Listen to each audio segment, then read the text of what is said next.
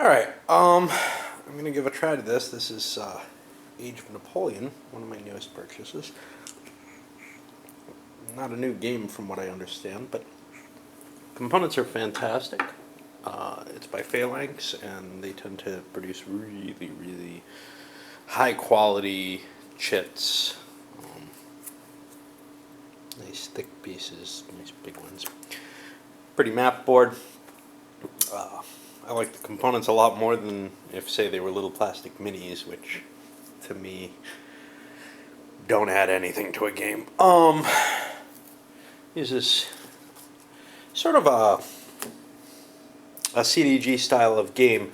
You, except the value of all the cards for operations or whatever, they're all worth one. But they have events on them. I've never played this, so I have no idea how it's going to feel. Standard opening position, 1805 scenario, Napoleonic Wars. Spain is on France's side. Britain is leading the coalition, which at this point really consists of Austria and Russia. France has the territories next to them. It looks like a very, very light game. France's goal is pretty much to wipe everyone out except Britain, which they cannot wipe out. Britain's goal is to reduce France to be, well, force France to surrender, or reduce France to being alone, in which case they can take a minor victory. France also has an option for a minor victory, but they can't get it until, I think, 1811. And they basically have to hold their position, I think take out 2 of the allies, maybe just 1. I'm not sure. Austria, Prussia, Russia, whatever. Production is a part of this game.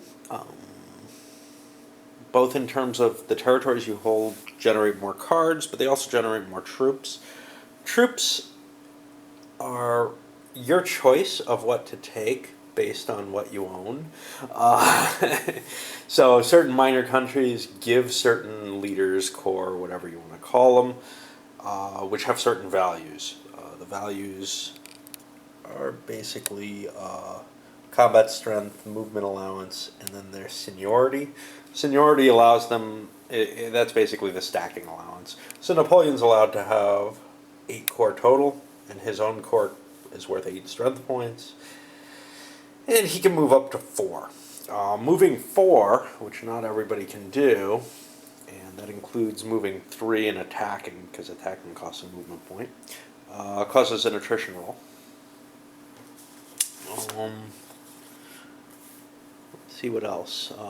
The green turns are winter turns. Those will also cause attrition if you're overstacked, like more than 3 units, I think, per area. I don't have a lot more to say. The rules didn't thrill me. It's a nice light game, but I know that this kind of rule setup, I've already missed a couple of things, not even playing, but I mean, I read through it, then had to read through the example of play, which I hate having to do, and noticed, gee, I didn't pick stuff up because of it.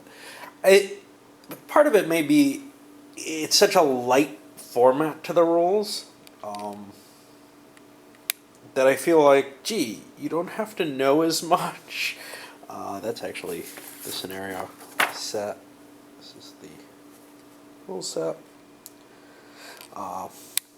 When I read something like this, I think, geez, it's going to be a pretty light game. So maybe I don't pay the attention that I do when it's a nice formatted cross-referenced rule set.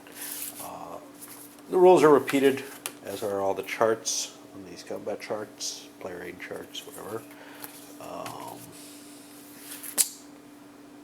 Think what else? I'm going to play with the optional rules, which break down into 2. One that allows Napoleon's return if he's still alive when France surrenders, and the other one allows the loser in a battle to retreat, to surrender, essentially. Well, no, it allows a player not to fight the battle, just to surrender his entire command. Why you'd want to do that, I don't know. It may be, I don't know. Yeah, I'm really not sure why you'd want to do that. Terrain, very limited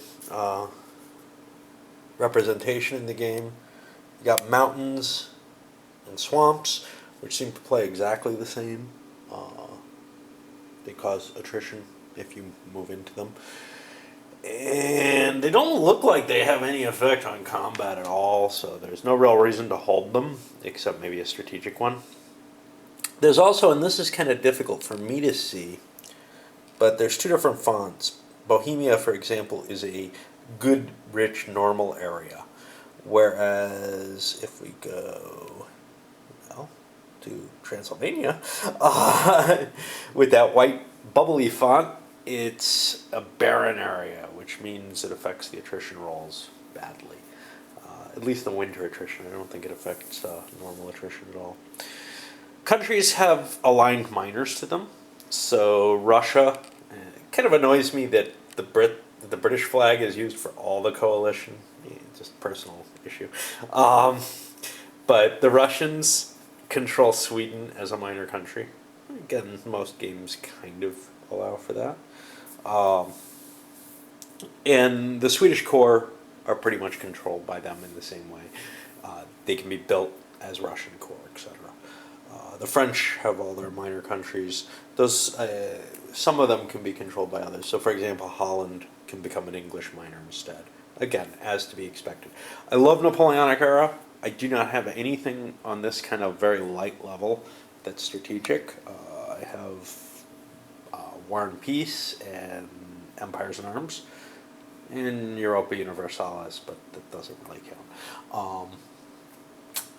I don't know if this is going to fill the need that I have, but at least it's a nice light two-player game, and it wasn't that expensive, so at least not used.